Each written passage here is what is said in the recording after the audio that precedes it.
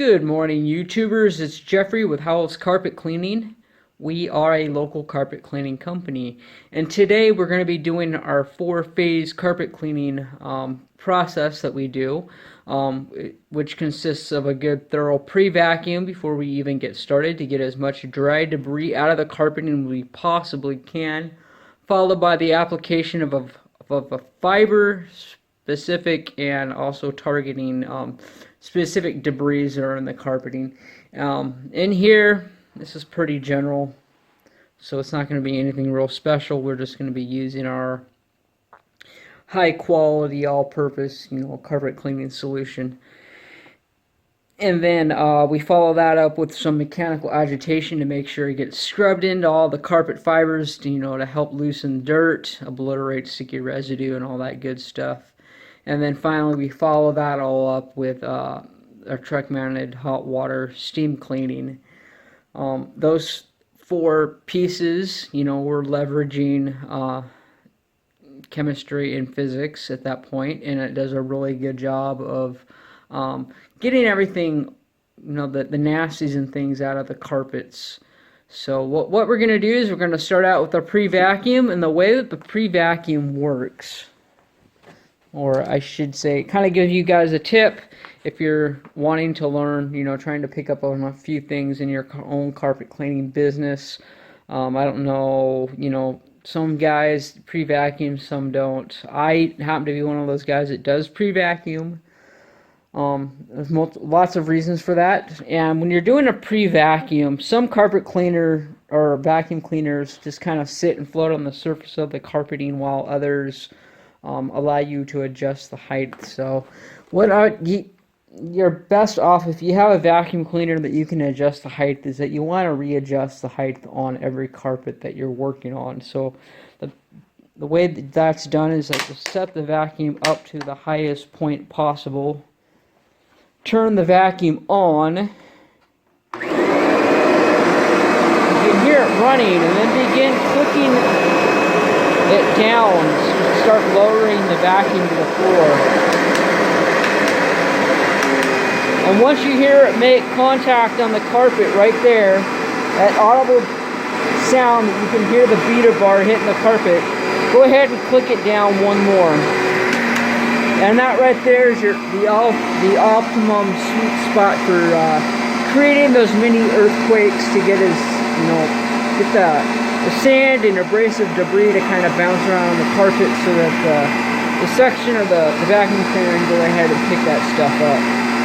So without further ado, I'm going to go ahead and vacuum this place out, and we'll just continue on step by step through the carpet cleaning process.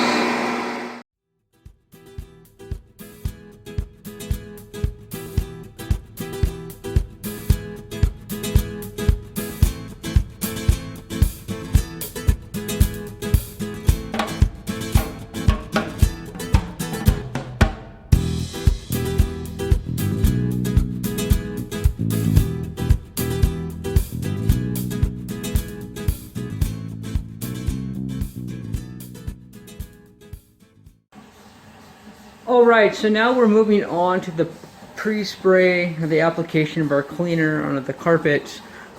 Generally, what I like to do, some people, they just use an all-purpose cleaner for absolutely everything. I like to get an idea for the debris and things that are actually in the carpeting, and then customize a cleaning solution based upon the needs of cleaning the carpets. That's how I have tried to kind of customize and localize myself a little bit, by throwing in little caveats that are a little bit different than other carpet cleaners. You guys can do whatever makes sense for you. However, this is the way I like to do it. A lot of times it's a little bit more time consuming, in the sense that I have to be making stuff up like this.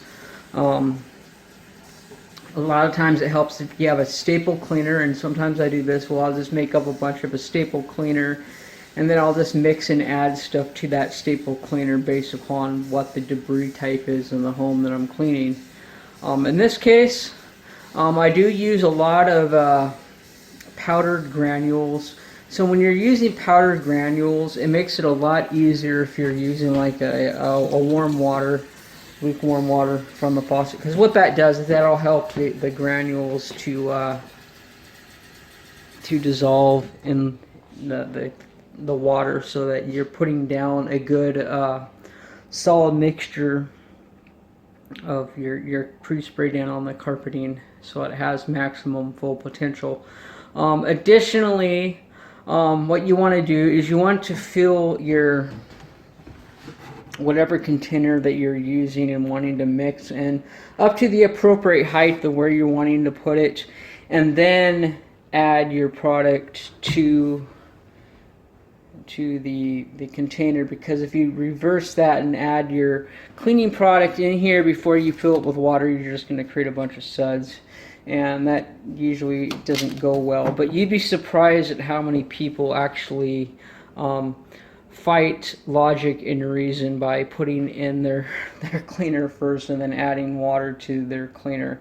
Reverse that, fill it with water first, and then add your product that you're needing to the water, so that you're not creating a mess. So for most people, that's just common sense. For some people that lack common sense, never mind. Okay, so when you're mixing your product that you're going to be using, try to do it outdoors somewhere, especially if you're using granules or something that could spill and possibly make a mess. Try to keep it out of the customer's house as much as you possibly can. So in this case, I got a funnel, and what this funnel is, it's actually, I cut the top off of a spotting bottle and using the neck of a spotting bottle, and I've actually been using this for quite a few years, and it's been working absolutely fine. So as far as a cheap funnel goes, you might as well recycle some of your things that you use, and that right there is a great hack for creating a funnel. Take a look at it. It's just the top of a bottle that I cut off, and when I'm measuring out my granules, I just take a scoop there and just dump it in, and it works absolutely perfect. So that's what we're using. So if you're looking for an easy way, to have a funnel, that's a great way to do it. I know when I started, I found myself in a lot of pinches where I wasn't expecting to be using any granules, but I had to, and then I was having to find a way to actually transfer the granules from the canister into there, and I did all sorts of things with, like, trying to cut my hand and dump it through there, and create little funnels just using a piece of paper, which works, but it's a pain in the butt. So this here actually worked really well, and then when I'm done using it, I just stick it back in the canister and it's ready to use the next time, and it works perfectly well. And because I know that the customer has a dog, I'm also going to boost my cleaning solution with some 10 ounces of 20% peroxide into both of these. So each of these are 2 gallons, so it's basically 5 ounces per gallon in each of these containers, and that usually does a real good job of just dealing with any urine surface stuff. Going over it and taking a look at it, I know that there's urine in the carpet, but it's not nearly like it is sometimes, but it comes out pretty much spotless by the time we're done anyways. Okay, this here is kind of a bad example. I had a little tiny bit of peroxide kind of splashed out from my mixture here, so it's diluted anyhow, but if you're curious or wanting to compare the peroxide content of one product from another, what you can do is just spill a little bit on the concrete, and the one that has the most foaming action going on is the one that's going to be containing the most peroxide. And for yet another reason why we use hot water, warm water when we're making our cleaning solution, is that with a 3M multi-sprayer, as you can see, our hoses and things here are quite rigid. It's a heavy solution line. So what I do is I go ahead and I just cycle some the solution, hot water, through, and what that will do is help to make the plastic tubing a little bit more soft and pliable, so that it's not so rigid and has a bit more flexibility.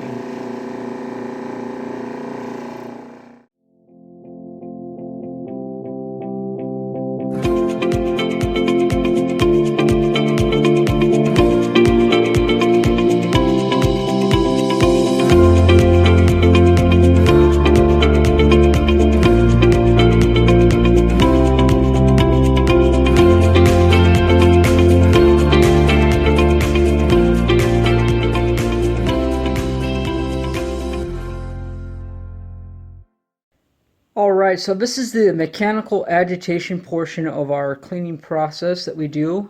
We did put down the pre-spray solution, and what this is going to do, this particular device here is called a cylindrical brush machine, or a CRB is kind of the short acronym for them that they're kind of known by in the industry.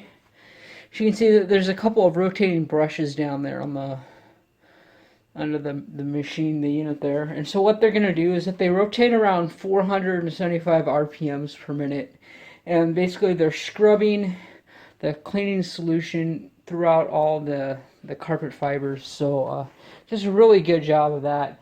And if you're dealing with animal hair and stuff like that, there are reservoir or collection containers that, you know, I can take these off and put collection containers on there, and it will pull up matted hair and lint from the carpeting and then deposit them into the containers.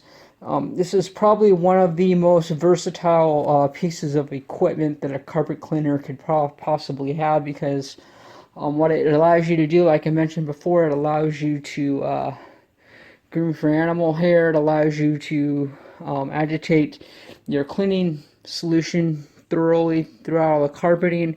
It allows you to do very low moisture cleaning. It allows you to do hot water extraction cleaning. It allows you to, I mean, you could even put down an enzyme if you're going to enzyme treat. You know, say this place smelled pretty bad and we wanted to use like an enzyme treatment in here, you know, a post treatment before we got started. We can put down an enzyme like back out or something like that. Use the CRB and agitate that back out solution into, you know, thoroughly into all the carpet. Allow that enzyme to dwell and digest some of the bacteria and things that are in the carpeting, and that would just help with, you know, killing back some of that odor before we even got started with the cleaning. So, like I said, multiple purposes for this thing. And when I go out and I buy equipment, I try to buy a piece of equipment that has, you know, multiple uses to it, that tend to get the greatest yield of return for your investment when you are able to pick out a piece of equipment that will allow you to do as much, you know, large variety of work with that particular machine. So without further ado, I'm just going to go ahead and give this carpet a good scrub out.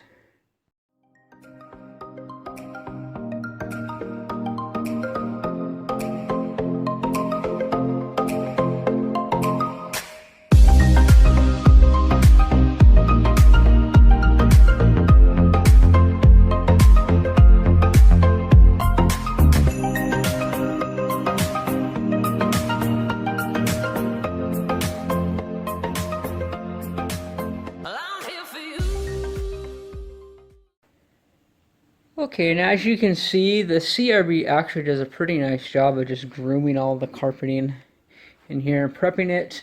Now the carpeting is dwelling. It's getting some dwell time with the product just sitting in here, helping to continue to loosen things up. But all the sticky residue and that sort of stuff has pretty much been completely obliterated by scrubbing all that stuff out. Now the type of debris that this particular machine picks up is, here's a little bit example of what we pulled out of the machine. And mind you that we did a full pre-vacuum with a Kirby vacuum cleaner before we even got started. So this stuff is like matted gunk and things that are embedded so deep in the carpet that most vacuum cleaners don't even have a chance at even pulling out of the carpeting. And we even used a high-powered Kirby vacuum cleaner set to the appropriate level, and it still was not able to get a lot of this stuff. So how much of that is pet related, I don't know. It looks like a bunch of lint and just gunk and sand and that kind of accumulation that was in the carpeting. So in terms of wear damage, this is the type of debris that when it builds up in the carpeting can cause wear damage in your carpet, especially in traffic areas like in front of the door. I mean, that already looks like 90% nicer already. However, when we do our extraction, it'll continue to lift out some of that nasty dirt in there and make it look even better. And I saw and heard some mention of peroxide. What am I doing using peroxide in an area that doesn't have any dog or cat urine in it? The peroxide for like this here is an excellent example. I do peroxide pretty much by default most of the time anyways, because it is an oxidizing agent. So what it's doing is that it is putting oxygen into the carpets, which is chemically wise. A lot of times I don't like even using the word chemical because chemical is associated with harsh and that sort of stuff. But peroxide is a chemical that evaporates to water and completely dissipates and becomes absolutely nothing. So it's probably one of the most green products you can possibly think of or as an example or use for as a cleaning product or anything like that. So what this is doing is it is not only breaking down the debris and gunk and stuff in the carpeting, it is also helping to brighten, allowing light to reflect off the carpet fibers more naturally. And peroxide also helps with deodorizing too. So anything that might be in the carpeting, like dander, that could have been causing any odors, which, you know, that's why one of the reasons we do a very thorough vacuum is to get up any dander or anything like that out of the carpeting as well. But the peroxide, you know, is like a post-treatment that goes through and kind of neutralize. It's a great neutralizer for going through and just kind of neutralizing all the odors and things that are on the carpet. So while this is dwelling, I'm going to go ahead and get the lines rolled out and the truck fired up and ready to do a steam out in here. And I expect things to look absolutely beautiful. They already are looking really nice.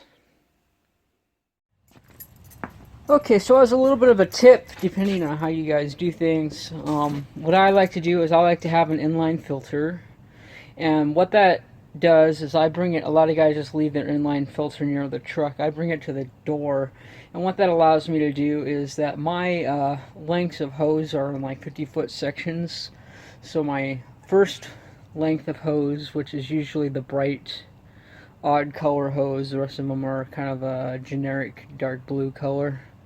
But what this allows me to do is, this is my indoor line, so I'm not having to, you know, if it were raining outside, this hose would be protected here, and I'm not bringing any mud or anything into the house. So that is the purpose for that. The other purpose for doing it this way is that what I can do is when I'm setting up, I can run my lines to the furthermost part of the house, which is going to be right here. Wasn't planning on doing this, but the customer called me and said, hey, the dog caught wind that you were going to be over here last night, and he peed all over the floor. So to me it looks like it was probably right there, but our peroxide solution is going to do a really good job of just killing all the nasties that are in here. So that's kind of a little bit of a tip, so that you're not bringing in a whole bunch of extra hose that you don't need. Just bring in what you need. Stick it in the furthermost part of the house, work your way out, and then that way you always are using exactly the right length of hose and stuff. But again, that depends on how you're set up, because if you're set up where you just have everything on an electric reel or something, you just keep pulling until it's in.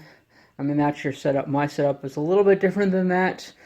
But that's one thing you guys can consider when you're setting up your truck is how am I going to be running or want to be running lines and hoses into the house?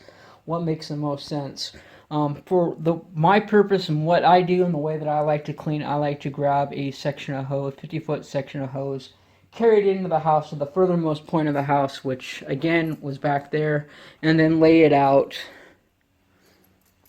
And again, what that does is it allows clean indoor hose stays in the house, dirty outdoor hoses stay outside, and then we also have that filter sitting out there under the eaves